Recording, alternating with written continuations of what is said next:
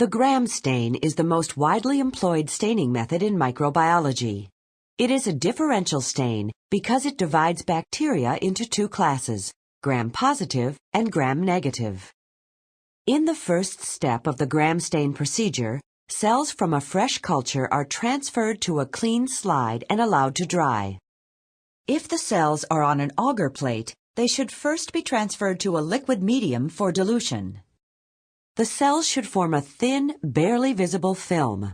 This can be achieved by smearing cells obtained from the surface of an agar medium or from a liquid culture. Fresh cultures must be used because as cells age, they lose their ability to retain the stain. The cells are then fixed to the slide by passing slightly above the flame of a Bunsen burner. After passing above the flame, the slide should feel warm when touched to the back of the hand, but should not be too hot. The fixed cells are then stained with the basic dye, crystal violet, for 30 to 40 seconds. The slide is then rinsed with water to remove excess stain. At this point, all cells appear purple under the microscope.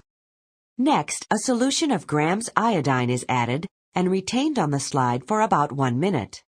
The iodine combines with the crystal violet to form a di-iodine complex, thereby decreasing its solubility within the cell. At this point, the cells still appear purple. The cells are then decolorized by washing with ethanol or acetone. This is the differential step. Gram-positive bacteria retain the crystal violet, whereas gram-negative bacteria do not.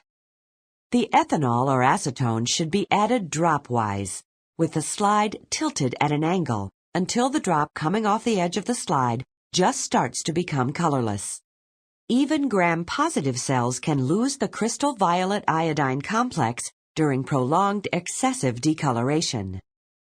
Excess ethanol is then washed off with water.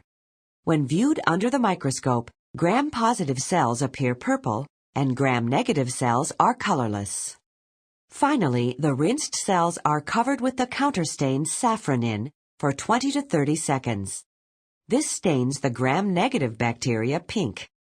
After rinsing with water, the slide is dried with filter paper. When viewed microscopically, the gram-positive bacteria are purple and the gram-negative bacteria are pink. Generally, the gram stain correlates with the cell wall structure among the bacteria. The ethanol is thought to shrink the thick peptidoglycan in gram-positive cells, thus retaining the dye. The thick, dehydrated peptidoglycan layer of gram-positive bacteria appears to be a permeability barrier, preventing the loss of the crystal violet iodine complex. In contrast, the peptidoglycan in gram-negative bacteria is very thin and has large pores. Ethanol may extract lipids and increase the porosity, thus removing the crystal violet iodine complex.